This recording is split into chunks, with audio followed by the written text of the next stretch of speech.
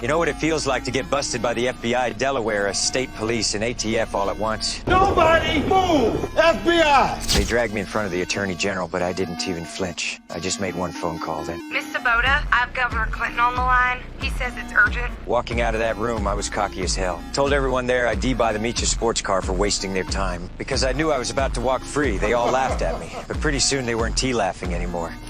Do it.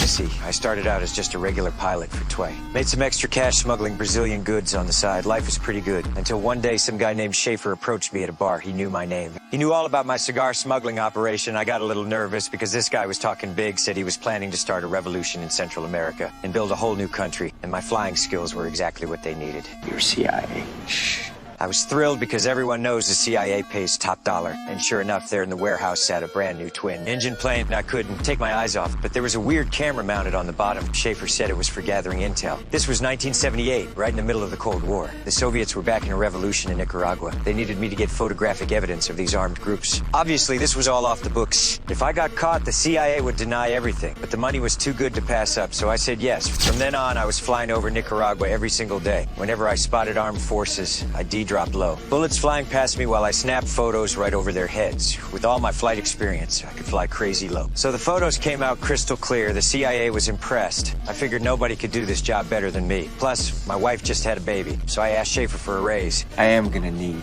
some more money at some point.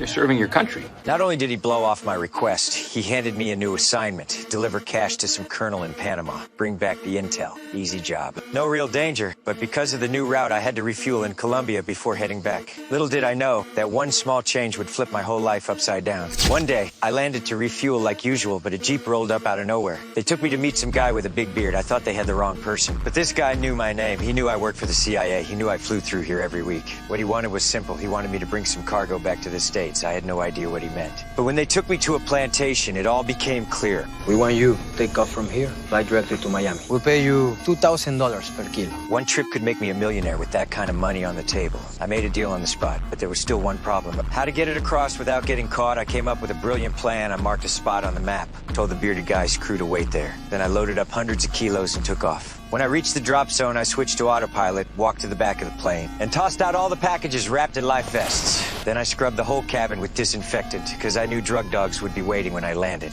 Everything went exactly according to plan. One run and we made a fortune. And we could do this once a week. But just as we were planning our next move, something went wrong.